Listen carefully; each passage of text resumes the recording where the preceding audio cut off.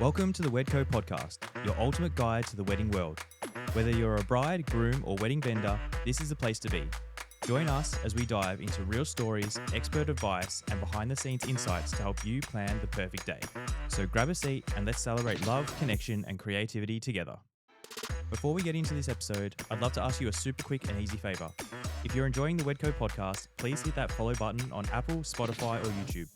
It might seem small, but it makes a huge difference in helping the podcast grow and means I can keep bringing on amazing vendors to share their insights with you.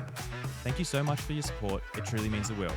Hello and welcome to the Wedco podcast. Today we're at Coolibah Downs Private Estate and I've got Davina from Fontana Floral with us. Thank you so much for coming on. Thank you. Thanks for having me on. Well, thank you for being a superwoman and getting here, 4 months after newborn. Appreciate Bit it. of a juggle, yeah. There's never any rest, is there? It's, no, he's already a full-time employee. I love it. Yeah. Usually we'll kind of start with like a little bit of a backstory of you and your brand and kind of how Yeah. you got into weddings. Yeah, so kind of start from there. Yeah. Okay, so I have been based in Brisbane for a really long time and just relocated to the Gold Coast about a year and a half ago. And brought Fontana down with me. So how the brand sort of started, it actually was called Akira Collective back in the day. It's maybe 4 years ago, rebranded. And I just love flowers. So I had been working in retail floristry for 5 or 6 years and had my first baby and really just was wanting the flexibility to be able to have that creative outlet, have self-employment. I had sort of a part-time job at the same time as I was starting the business. So it was very much sort of started from the couch while breastfeeding and, wanting to try and explore this idea. I hadn't done a lot of wedding work until then, just a few with the company that I was with.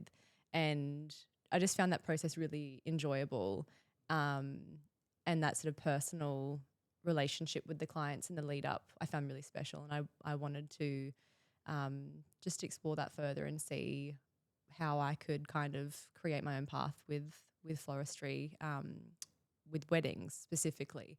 So began just out of my garage, and it kind of, I think I didn't really have I didn't have many goals really for the business when I first started. It was pure love project and something that I wanted to just, I guess, see how I could support my lifestyle with it and then also explore my creativity with it. And gradually just Instagram, didn't have a website or anything obviously starting out. I just kind of learn as you do when you're beginning, just learn the ropes entirely yourself with every single aspect of business operating, which is still kind of more or less the case nowadays. But and somehow when I had only, a couple of hundred followers, I just started to get bookings, and Instagram's changed a lot nowadays, hasn't it?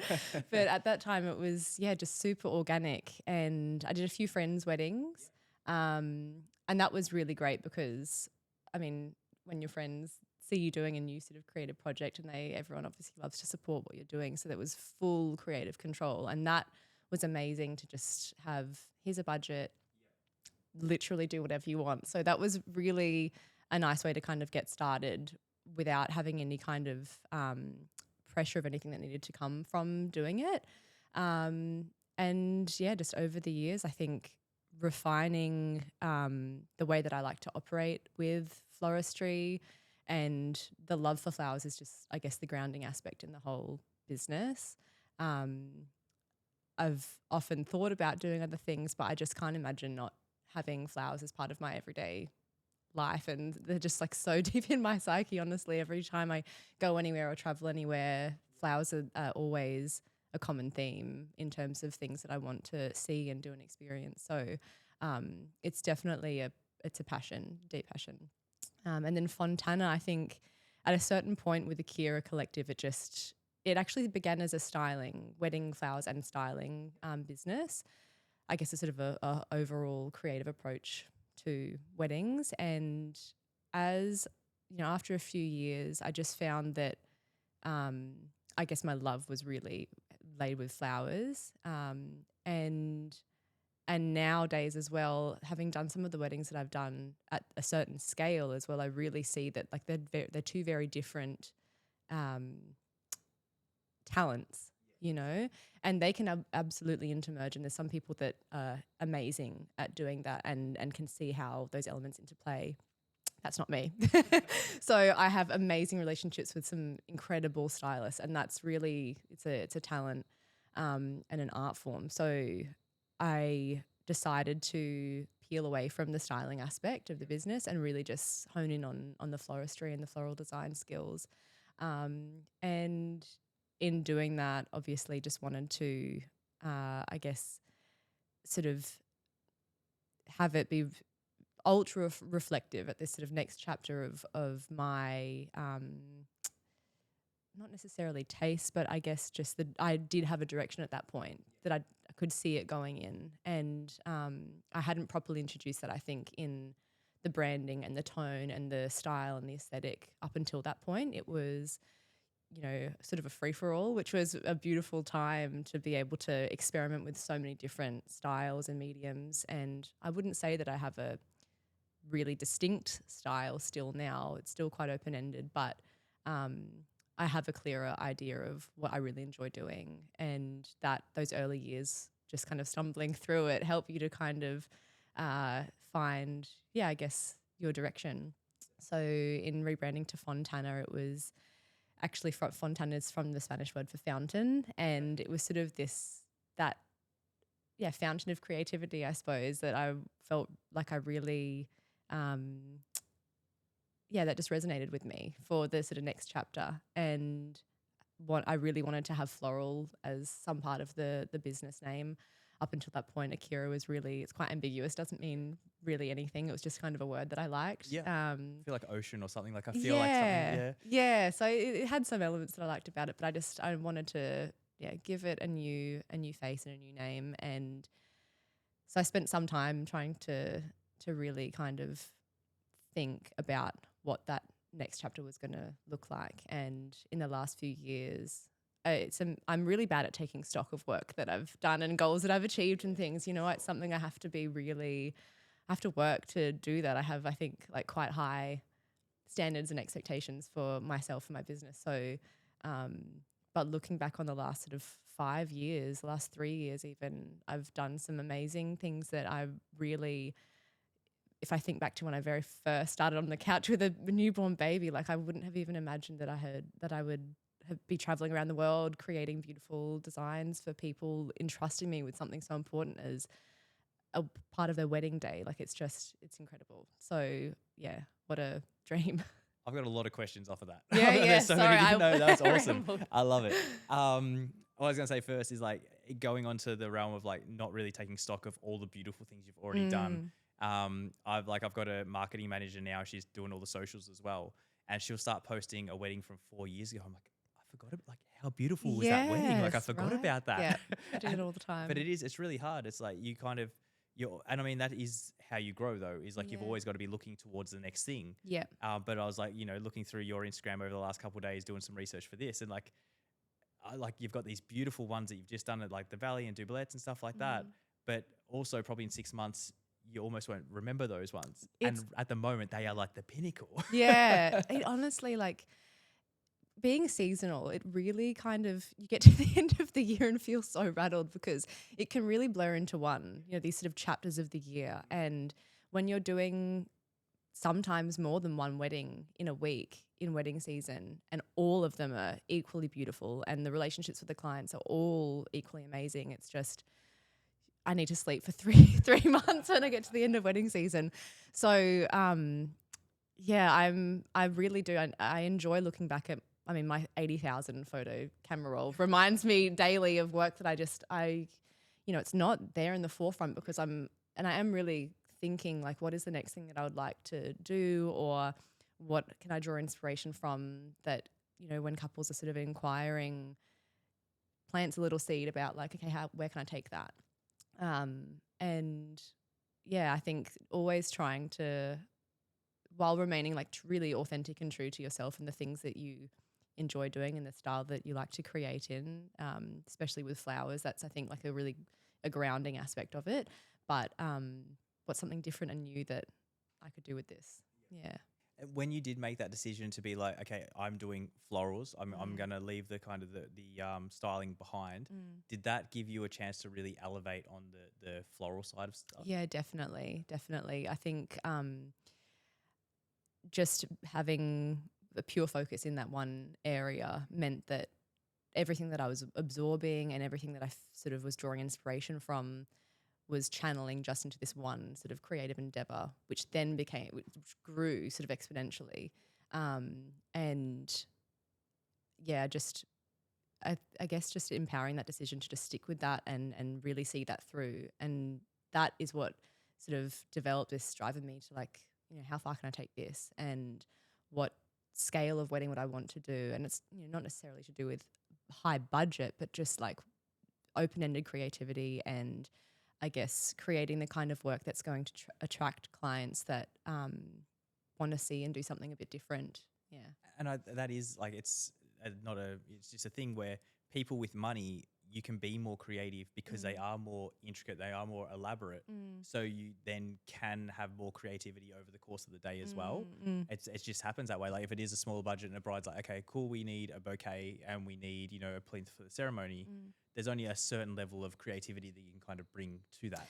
Yeah, I mean, it's really hard because there's no like limit, I guess, to creativity in a certain way, but definitely having a more lucrative budget means there's more lucrative opportunity for what we can create with that. But having said that, it just comes down to having that conversation, I think, with clients and managing the expectations around what can this achieve? Do you have a really clear vision on what you want? And is that this for your ceremony and this for your reception? So we need to kind of work on what's the priority and what can we do to get the most impact. I'm sure these are conversations that you've had with florists and anyone in a creative element in a wedding day is sort of managing the expectations around making sure that nobody's going to feel disappointed. That's the last thing that we want. And so then it comes down to either is increasing your budget an option? How can we facilitate that, whether it be sort of installments towards, a final amount over the course of a year or longer, or here's what we can do to really refine this part of the day, but we can make this really beautiful and either repurpose it or, have it become an accent in a variety of different ways that carries on throughout the day.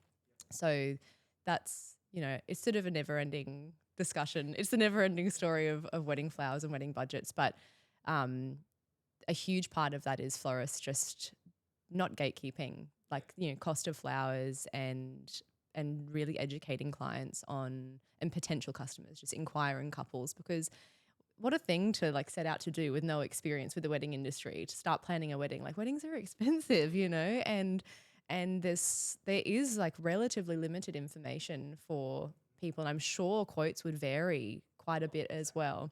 So it would be a really sticky thing to sort of try and traverse and navigate. I completely understand that. So I just set out to try and be as transparent and clear as possible with educating people on, this is what I can see you're really drawn to. This is where that sort of lands. However, this is what you've said you want to spend, and this is what that would actually, this is what we can achieve with that. And quite often that's all people need to be able to like sort of sit on it and think, okay, this is really what we're glued to with our budget. We're happy to trust you to do X, Y, and Z, or actually, no, we love that. And let's try and cut 10 people off our guest list. Yeah, exactly. Before we talk more about florals, I just want to kind of go on the branding thing a little bit more. Yeah. When you were rebranding, did you have a team on board to help you, or is that something you went through yourself? So I am actually currently working with an amazing branding specialist. So not to rebrand, but just to kind of, I guess, put a nicer uniform on the exterior of the brand and just the way that website and all of those sorts of things, which I hadn't done. I'd never actually paid anybody to do that before. So the rebrand of Fontana, that was all me. That was just a Canva special. And it was, it got the job done. But at this point, there's certain elements that I want to, I guess, sort of sharpen up, and I feel like the work has really elevated, and so now I would like to bring the brand up to sort of meet that and match that. So some exciting things coming. Yeah. And it's hard as a photographer and videographer where like I'll talk about branding. I'm like, but it's so expensive. But then like we charge a lot of money for what we do as well, Exactly. you know? Yeah. And it does like, I guess it's hard because like branding, you look at something beautiful and you're like, this is really beautiful. But it's hard to justify like, am I going to get paid more money because of this? But realistically, like all the top end brands that you see, they have put the money in towards the branding. Their branding is really refined. Yeah, absolutely. Well, I mean, it just also like what are the types of clients that I want to attract? And I mean, a lot of that is that's a huge part of making the decision to invest in a brand, in a proper branding suite, and sort of starting that process with someone. And I've got to say, like, just even after a thread of emails and one creative meeting with this Emily Gill studio, she's amazing.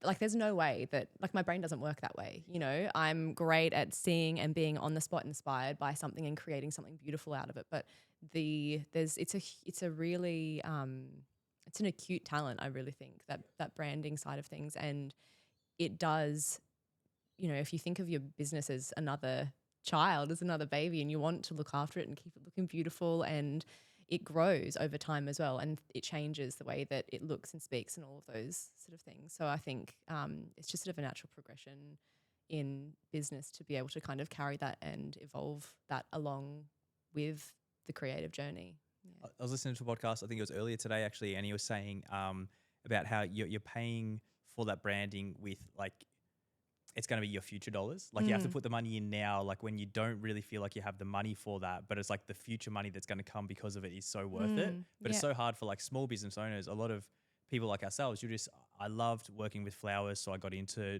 you know, wedding floristry. And there's so many people in our industry like that. It wasn't some magical, huge plan where we're going to start this business and it's going to be amazing. So it's really hard to kind of go from that Canva design into like, now I need to put money into this business and grow it into this. Definitely. I think for me, it just got to a point where it didn't make any sense to not do it anymore. I just was like, it's obscene that I've gotten to this point. How have I gotten to this point and not paid someone to do this for me? So it's such an exciting process. She does beautiful work, and now that I'm in a position where I can afford to be able to do that, it's going to be the best money that I've spent, you know, on the business, because that's a huge, like we spend so much time working in and on this business, and it's not just what you actually see on the day, obviously, and the labor and the sort of making of the florals. That's as it is with any wedding service, like managing, operating, sort of breathing life into this thing is like it's more than full time. That's 24/7, honestly, the amount of admin that I do. And so if that's how much energy and time I put into this thing that I'm obviously love doing, like it only makes sense that I invest in having her look spectacular as well. So that was the mentality for it. I just felt like this after last year, I've had a rip a few years, and I just really wanted to give back to my business, I guess, in the way that it shows up in sort of a social media space and in and of itself as sort of an offering. So I just wanted to give it a new life. Yeah. I love that sentiment, because it is like you build these businesses, but it feels like you're just taking away from them all the time. Yeah. Like, especially like with families and everything like that, you're like, cool, the money came in and we're just kind of stripping it all away. Yeah. And I really love that, how you are like, you're kind of celebrating your business and like giving back to the business, you know? Like you have to, otherwise you go crazy. It does, because it takes so much from you, you know, and rather than sort of being in a battle with that constantly, in the last sort of year or two, I've really been wanting to, I guess the mindset around it, you can get so sort of embroiled in the process of the bookings and the admin and the constantness of being a business owner and operator that, you know, having, I guess, sort of trying to bridge it beautifully with life without it becoming a really overwhelming part of life, especially with family, that's a big goal for me this year. And I think actually doing this and investing in branding is something it's almost like it's this person that you like develop this new level of respect for. You know, we have this symbiotic relationship, and we're going to do the right thing for each other here. So that was my mindset with it. It's like where you almost outgrow your brand and then you want to kind of like level the brand back up so you're on the same level again. Exactly. Yeah. Yeah. And then, so what does your like team look like as far as do you get other people in to help on the day or do you have like a full-time team, or how does it work? Yeah. So full-time one-woman show, yeah. But I mean, obviously there's certain things that, again, once you get to a certain point in business, it doesn't make sense time-wise to do entirely on your own. So I have an administrator assistant and obviously an accountant to help me keep everything above board. And then on the day and in the lead up to the day, floral freelancers for wedding florists make the world go round. Honestly, they are incredible and so talented. And that's something that you start out doing on a lot of, even when you have your own business. So like some of the best freelancers that I know are incredible brands and friends, like industry colleagues of mine. So I've sort of got, I guess, my call list of preferred freelancers, and that's a huge skill, honestly, to be able to step into somebody else's business and not just professionally, like representing them on the day, representing that brand, but having the talent and the sort of acumen to be able to create something as if you're the same pair of hands as the person that's in the running. way that you would. Exactly. Yep. So yeah, have some amazing freelancers. Yeah, that's very similar with the say just the video side of things, where you can go and shoot for other people's brands, but you have to really study and know that brand because there is such a different way to film. Like these people will kind of, shoot in really slow, or these guys will be really fast and moving around. Yeah. So I'd assume it's the same. I don't know the intricacies of it, but like just knowing the different styles, and they would have to know your brand inside and out for you to be comfortable with them as well. Yeah. Oh, the girls that work for me know me very well. I personally, I do even from like the sort of the first touch point of flowers for a wedding, at the point of like selecting them from the market or ordering them. So in Brisbane, it's really hard. We have cutoffs with suppliers of over a month in advance for some places, which is great if you're super type A and like super can like really, write out an ingredient list for a floral recipe in a certain way. And that's a skill that you sort of develop over time. So I can do it, but I don't enjoy working that way at all. Sydney's amazing. There's over 100 suppliers in Sydney. So you place your pre-orders for things that you really are tied to, that your client really wants, that are in season, that you want to get best pick of the best bunch of whatever it might be. But then you can just walk in and shop off the floor. And that is it's rarely the case in Brisbane. So and on the Gold Coast, we're so lucky to have the Gold Coast Flower Market as well. But it's the same thing. You need to be really organised and be ordering things well in advance. So the way I sort of operate is to set sort of an allocation of the floral spend to a pre-order, just to have that base, element organised and set and ready, and then sort of reserve a little bit of that spend just for like inspiration of what's available on the day. And I can't function without that. I really need that. I don't know if that's a control thing, if I just need this other like element of freedom with the palette or the textures and the varieties that are included in a wedding design. So from that very first point, that sort of sets the tone, I think, for me and the way that I like to design. So we'll pre-make and pre-prepare the things that we can before a wedding. But then there's also this other side of me that's like, in transport, things move, things get bumped, things get knocked. So there's only a certain amount of prep that you can do with flowers. So floristry is like the most laborsome. Like if you want an easy job, it's not wedding floristry, that's for sure. It's like rapid work from the moment the sun's up to the moment the sun goes down on a wedding day. And I love that aspect of it so much as well. And the, I I guess you kind of get into almost like a flow state. It sounds really cringy and corny, but it's so true when you're creating. And I find that really hard to do if I like start something in the studio and then I have to just like meh, pause that, go to sleep, go home, leave it in the cold room, come back the next day, go and pick it up, transport it. It wobbles around on the way, you know, and then you get there and you've got to try and pick that back up again. That's just really, there's some people that can operate amazingly well like that. And I just find that really difficult to do. I find that really disjointed, and it's hard for me to kind of pick up back again on that sort of creative process on the spot on the day. So I really, with my team, this is sort of coming back to what you're saying about freelancers. It's like they are well versed with sort of, we'll come in, we set up, we'll have all of our bits and pieces ready to go. And then I'll sort of set the direction for what it is that we're making or what it is that you're going to be doing, what you're going to be doing. Here's some references. This is what I'd love to see with it. Here's the shapes. And then we start. And quite often I will kind of go in and start with shapes, you know, for example, if it's, you know, of a certain scale, or if there's a lot of foliage and it's really branchy, I'll usually start with greenery and get that sort of backdrop sorted. So talking about like ceremony, for example, that would be the first thing that we do. And then having, freelancers that you can work with almost without even talking, like, you know, they just know where you're going to move to and you know where they're going to move to. And that's a really, it's really hard to get a team that can do that.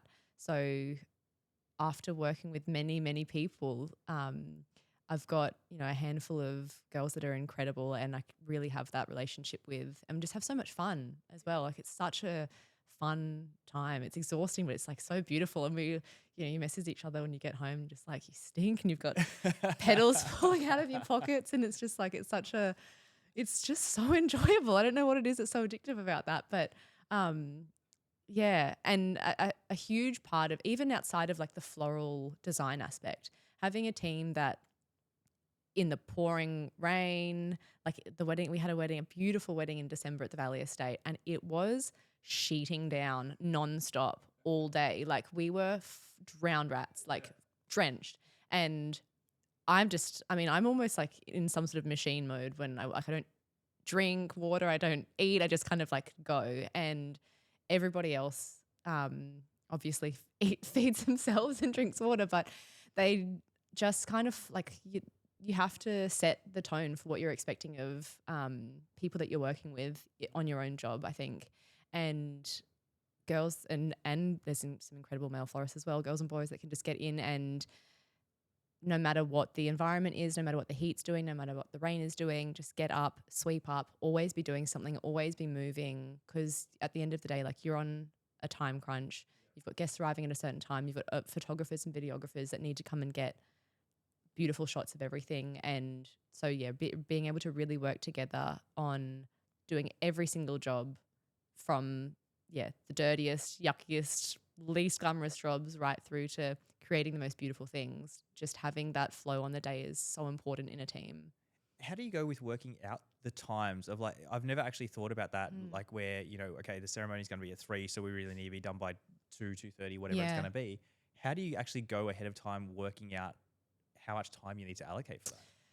It's like a lot of experience, like over the years, to be able to figure out, I guess, looking at the scale of what the design is. So, with taking a ceremony, for example, that's sort of the first point that you're going to have, I guess, a time consideration for people needing to come and make use of this space that you're working in, whether it's guests arriving or other vendors needing to be in there.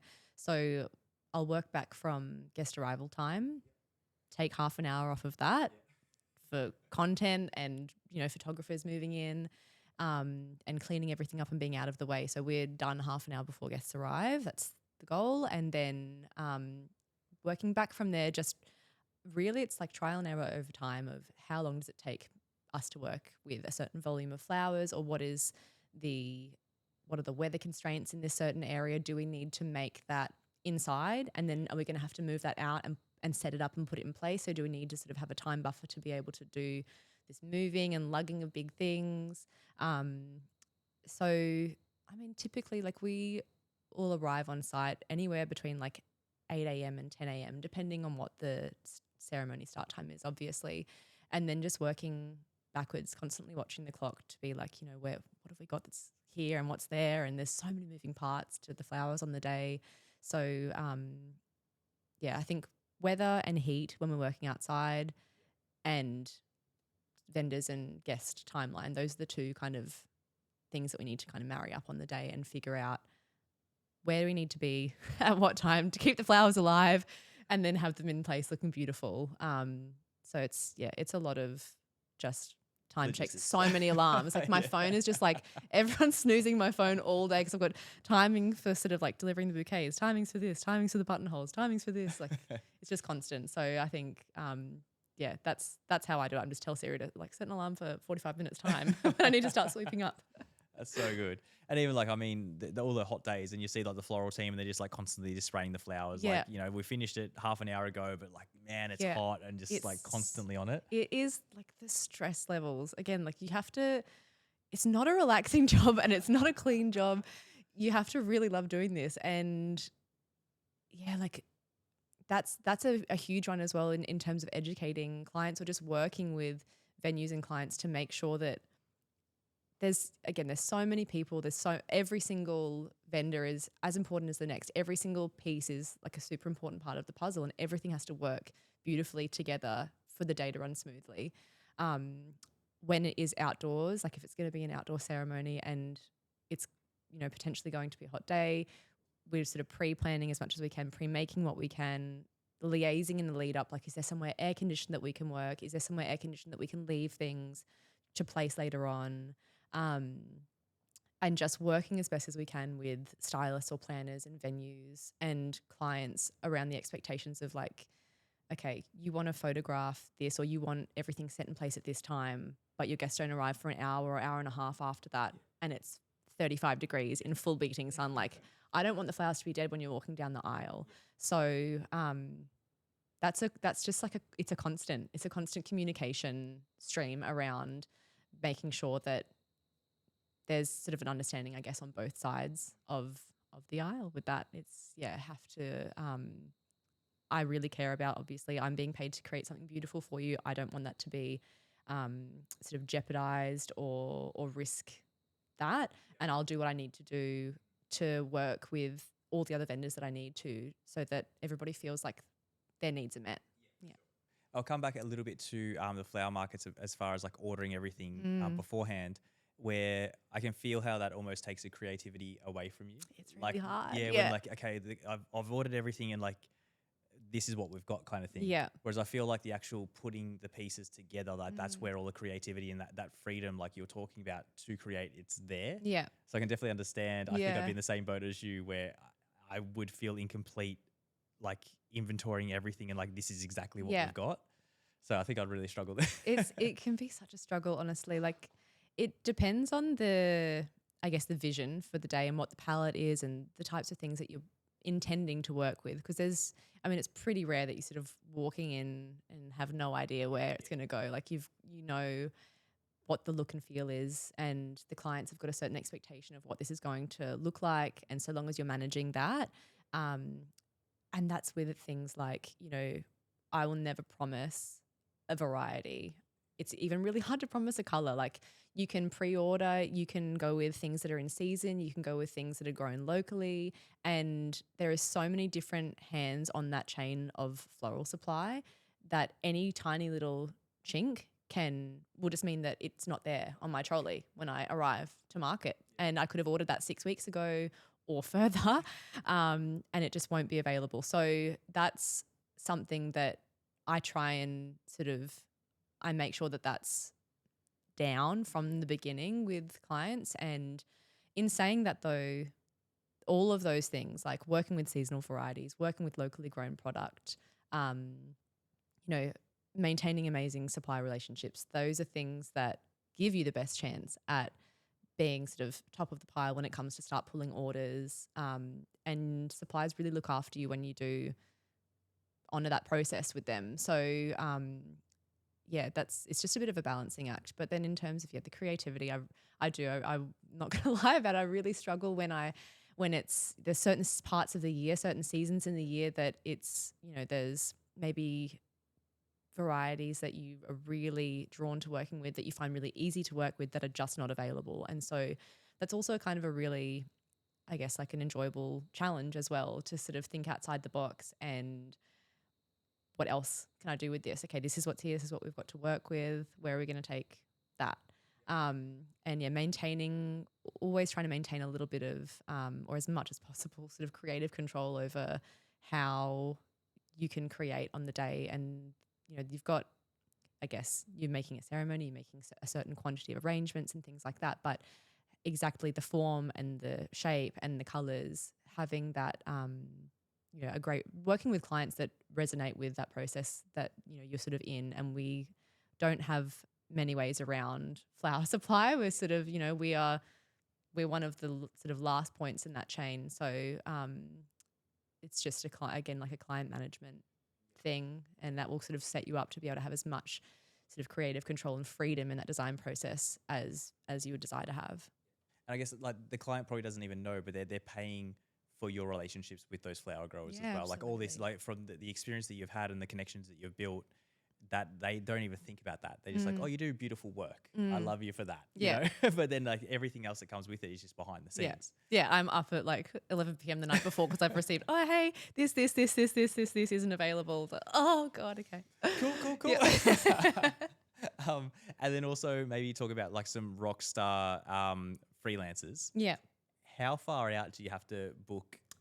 Because I'm sure there's like, you know, there's probably 5 or 10 of like, these are the best girls, or these are the best people, sorry, I should say. Yeah. And I'm sure they kind of get passed around to the best in the game as well. How far ahead do you have to kind of book them in? Honestly, like I think I'm probably similar to a few other friends in the industry whereby you work so much with your sort of core team that they, as long as you're not springing things on them super last minute, and sometimes jobs come in last minute and that's okay, and if they're available, amazing. But I sort of will try and send out almost like the year ahead to my sort of core team. And they're pretty good at honouring the work with the person who's providing them with the most work.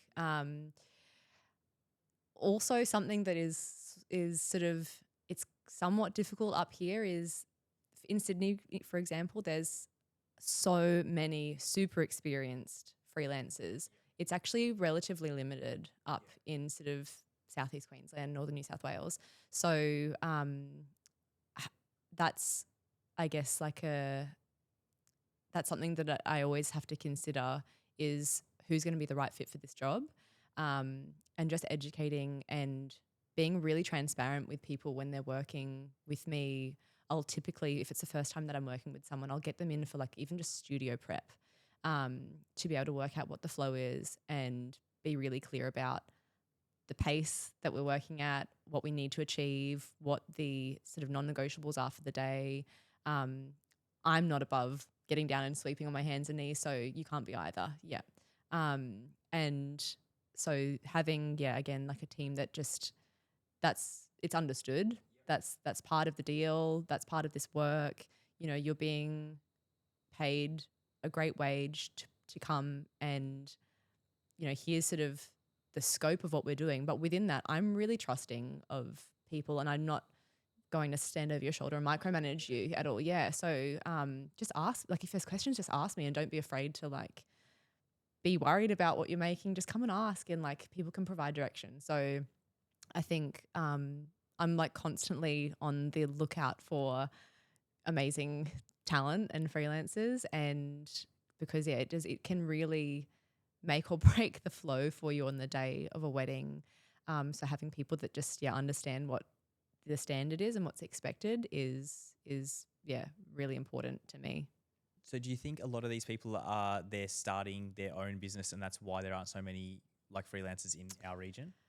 I'm not sure, to be honest. I mean, sort of the floral industry as a whole in other places in Australia, like Sydney and Melbourne, for example, is probably, I guess, quote unquote, more evolved, or like there's sort of more, whether it be demand or sort of a certain standard. There's some amazing, like some of the best florists that I know are my friends up in this region. incredibly talented. And in terms of like, I guess freelancing, there's some of those people don't freelance. Like I don't really freelance anymore just because I don't have the time to. And if I do have free time, like I'd rather just spend it with my kids. So I guess it depends on what people sort of their goals are. So some people will freelance purely just for the love and joy of it, and they don't have their own business. It's their full-time gig, and they're really committed to doing, the very best that they can always. There's some people that I think I have had experiences where they're asking questions that maybe it's not super kosher, and if they're looking to start their own business, that's fine. But there's certain, even like levels of IP, I guess, within a company that you spend years developing and learning. And when I was first starting, there was different courses that I did. I invested in like paying for this knowledge basically and learning how to implement that best in my business. So that's something that I find, if I get a vibe for that at all happening, I'm pretty, I'll just remember that it's not something that I'm going to invite into my business. I'm more than happy to share like knowledge and ideas and ways of doing things. And I'm really open about the way that I work. But when there's certain elements that I think it's just not appropriate on site, and even just certain behaviors on site, like you're representing somebody's brand. So freelancing, it's such a delicate thing to be doing for somebody. And there is absolutely an expectation that you are there as this other. It's their business. Yeah, yes, for 100%. Sure. Yeah, and it's and I'm more than happy to. I have a workshop. Come to my workshop and I'll teach you. Or like if you have that, acknowledgement beforehand, like yes, I am mentoring you, but then you're also going to stay within the business. Yeah, there's a lot of different ways to go about it. Yeah, it's big in the photography world as well.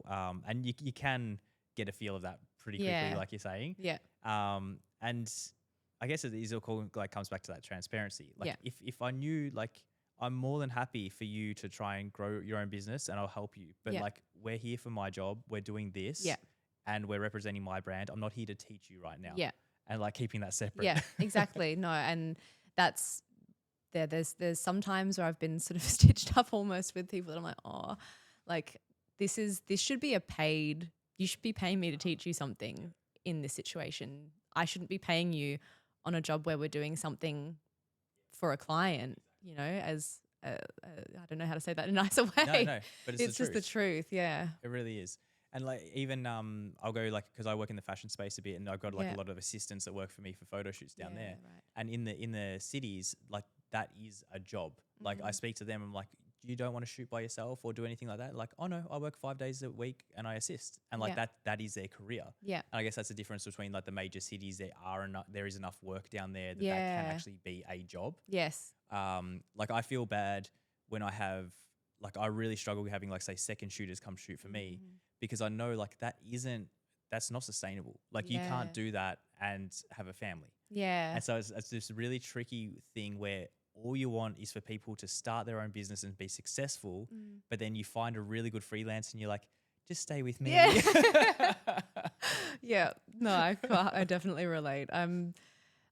There's there's two really amazing ones that I work with a lot, and I love, they give me their all when they're working for me. And so they've had a couple of their own jobs. So I'll I lend them things. They'll ask me questions about how I would just the mechanics of things, bookkeeping, anything, and I'm more than happy to throw that. I trust you. We have a trust relationship. You do amazing work when you work for me and with me. And so there's a friendship element there that more than happy to give away the information. But yeah, there's just, like you said, you can get a feel for that really quickly when you're working with somebody, in the first sort of instance. And I just like to keep the sort of environment at work really fun. And I really love for there to be that trust element and be able to see that, even if it's not exactly how I would have done something, there's something there and we'll work with it, and I'll get you on more and we'll develop that, and that's sort of how I've been able to, I guess, have these sort of amazing relationships with preferred freelancers. because there's that, just sort of unspoken thing on the day. Can we talk a little bit about the process of you working with a stylist? Like, how close is that collaboration? So close. Yeah, like how does that process work? Yeah.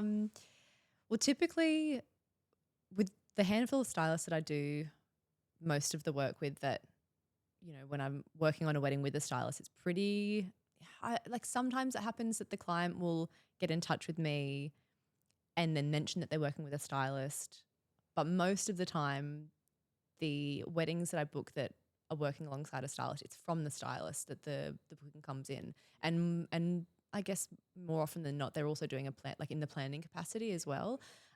So they're really across like what is the look and feel and the direction that this client wants to take their day in. And then that is it's such a beautiful process, because most of the time they're just like, you are the right fit for this brief, for this job. So they come to you, there's a budget, there's a relatively clear breakdown, but then there's also this like, they're great at carving out that kind of creative piece of the pie for you to then bring, whether it's sort of inspiration or a proposal to them.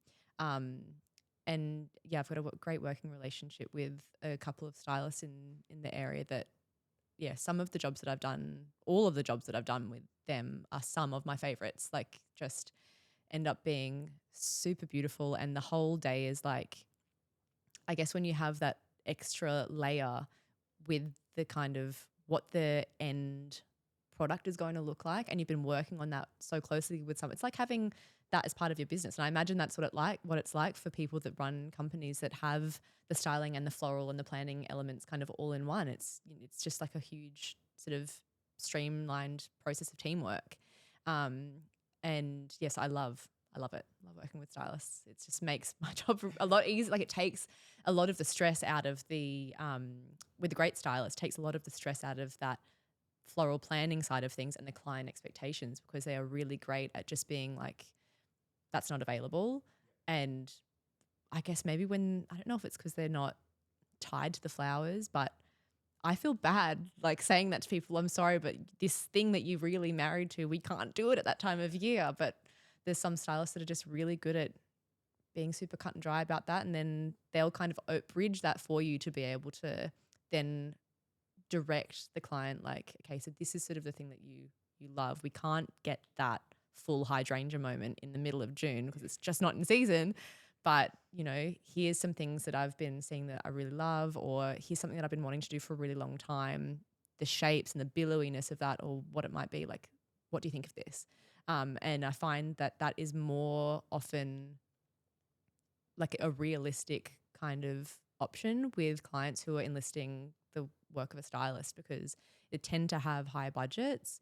And I guess with that, like you mentioned before, sometimes comes, I guess, like a willingness to be more sort of like creatively open for what the end look is going to be. If they're entrusting someone to either completely propose to them a vision, if they have no idea what direction they want to take the look in, or they have some ideas, but they really want and can afford to bring somebody on to sort of enhance that and elevate that. The way that the florals end up kind of working into that process is, really streamlined, and it's such a lovely working environment. I was chatting to Chloe, your neighbor Chloe, the other day, and she was saying the same thing. Like, she will get the brief and she'll kind of understand what it's going to look like. Yeah. And then she won't even give an option to the couple of the florist. Like, she'll just know which florist will suit this brief. Absolutely. And it sounds very similar to like the stylist you're working with. They just know that what you do will suit this. Absolutely. And I think it's like suppliers, having sort of longer term, I mean, you have to start somewhere with people, obviously, but doing a great job once, they're going to trust that you're going to be able to deliver on that again in the future. And so it's just like nurturing that relationship with other vendors and with stylists. I really make an effort to understand, like, what is it that you see with this? Because sometimes they'll come and the client kind of likes this range of things. I'm not really sure where to take this, but a lot of the times, like, I really would love to do this. And as soon as that's the case, I really try and understand as much as possible, like, what is it that you really want to see with that? What's the scale of this?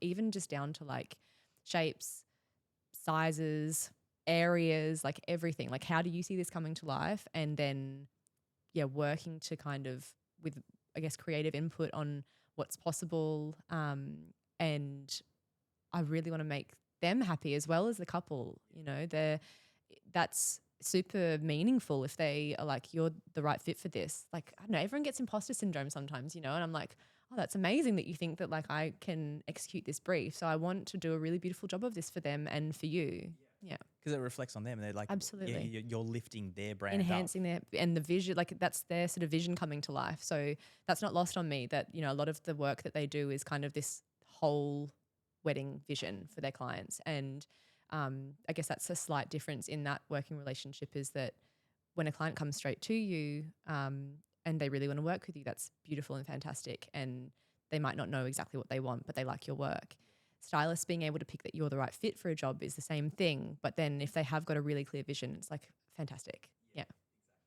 Was there one wedding that you had that you feel just really elevated your business in general? I wouldn't say one wedding, I'd say 1 year. Like there was a year where I had quite a few jobs back to back, probably like flexing the muscle of working really broadly and creatively with high budgets. And it really allowed me to figure out like what's the way that I enjoy working the most, because there is so much labor involved in this job that sort of doing this scale, which was like quite scary to me, I guess, at the time, and managing the flow of that and everything going beautifully. And there's so many things that happen behind the scenes that clients, the goal is like the client does not know. Exactly. The client's not going to know. Never knew anything.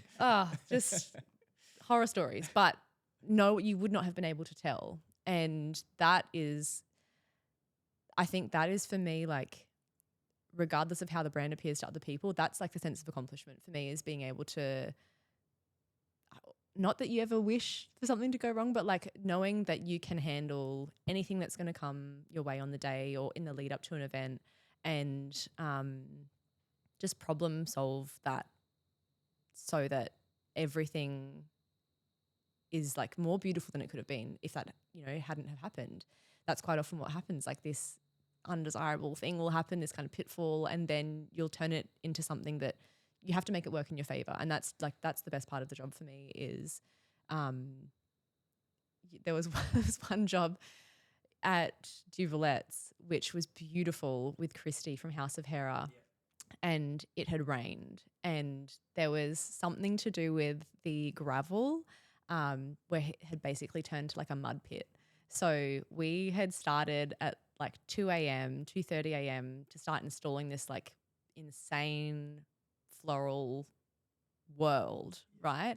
And a marquee had been put up, so we're there working away, and these dump trucks arrive with like just trailer loads of gravel that just and I like looked at Christy and looked at the like tens of thousands of dollars worth of flowers and the time, and guests are arriving in like, you know, 2 hours, and we're not even halfway through, or we're more than halfway through, but like we're still a lot to do. And we had like 12 staff on. It just was like go, go, go.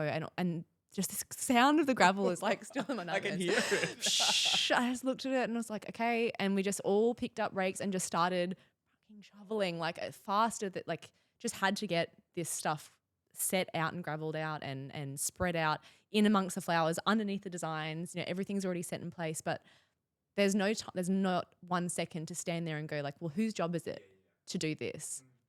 It's not my job, but like if this doesn't get done, then it's going to be an absolute nightmare. So we all just picked up whatever things we could find, and it was beautiful. It was like so much fun.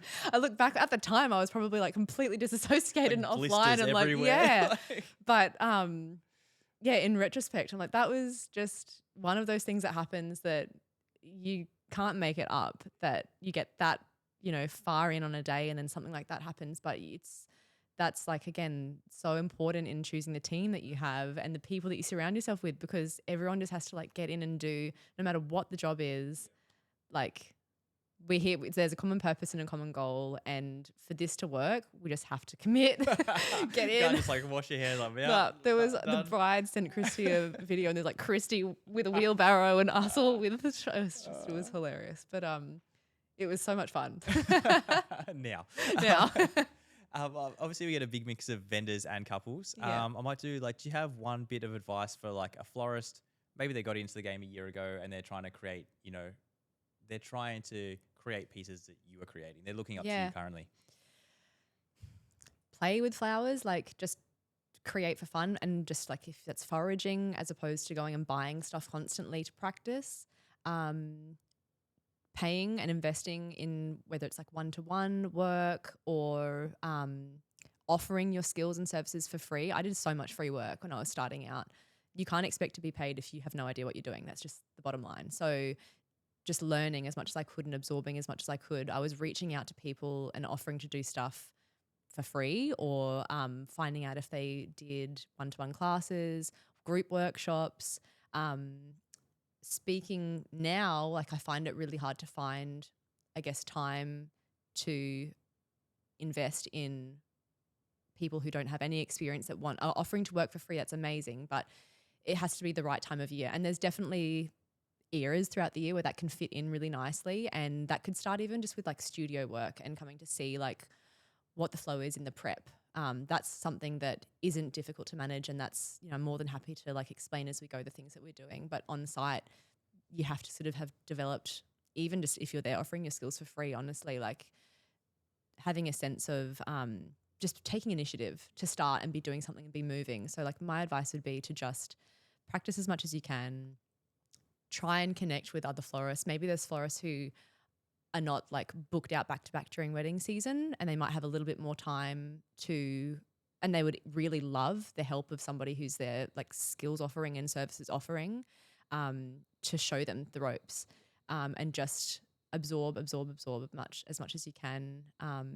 But it's honestly just like if you're not willing to get down on your hands and knees and sweep stuff up, might not be for you. Like it's really very laboursome job, and that will never stop happening. You'll always be sweeping. I'm still sweeping, on every job. So just having like a willingness to learn and just get in and get dirty and do hard jobs. Yeah. And then one for the couples, same thing. They just got engaged and they're looking for a florist. Yeah. What should they be looking for? It must be really hard, I think, for couples. And there's so many florists. Like I've seen so many like really amazing florists pop up in the last couple of years in this region. And so it must be a real challenge, I think, to try and figure out like balancing budget. What do we want? What do we want it to look like? Pinterest overload, Instagram overload. So in that, I would just urge people to be attentive to the style that they really like. Don't just copy and paste sort of like, an A to Z list of floral requirements and send it out. I mean, that could be what you're doing and that's fine. But like a little bit of personal sort of personality and like sort of an injection of, I guess, you as a couple and what you see in that florist that you really like. It could be a one-liner, honestly. But just I spend so much time doing quotes, and I'm super meticulous, and I'm just like a perfectionist with design briefs, and I can't not take the time to do them 100% well and properly and beautifully. So when you get ghosted, it still hurts, and after so many years, that's still the case. And, people are obviously wanting to get a range of quotes to compare things. If price is the most important thing, picking like your favorite florist and just working as best as you can, as politely as you can, I suppose, to gauge what is like the medium price point here. And then also don't underestimate how important it's going to be to have somebody that is really invested in your vision and not just like pumping up pricing for you. What's their body of work like? Does it align with what you want for the day? Just picking someone that you love, whose work that you love. And then even if you don't know what you want yet, if you like their work, they're going to do something beautiful for you. So just trust them. So yeah, just kind of doing the juggling act on budgeting and beautiful work and trying to find someone who, understands what you want and the sort of elements that are important to you, and being able to see that they've got a portfolio that's, no matter what they do, it's going to be beautiful. Yeah. Love it. Yeah. Awesome. Thank you so much for coming on. Thank you. Thanks for having me. Where can people find you? Instagram, websites, all that kind of thing? Instagram at Fontana Floral and fontanafloral.com.au on my website. And yeah, for inquiries, we've just got a link in our bio for our inquiry form. And that's it's semi-fleshed out with finding out a little bit about the couple. And that, actually really helps with sort of getting a gauge on where you're at in your wedding planning journey and if we're the right fit. And exciting things coming up in this year. Really beautiful jobs coming up in the next few months. Bit of a lull in winter, which will be really nice. And then spring and summer weddings going to be beautiful as well. And a little bit of travel too, which will be really interesting with a baby, but it's going to be a fun year. Awesome. Thank you so much for coming on. Thanks for having me. Thanks for tuning in to the Wedco podcast. If you love this episode, don't forget to subscribe, follow, and share it with your friends. We'd love to hear your thoughts, so leave a review or connect with us on social media. New episodes drop every week, so be sure to join us next time for more wedding inspiration, tips, and stories. Until then, happy planning, and we'll see you soon.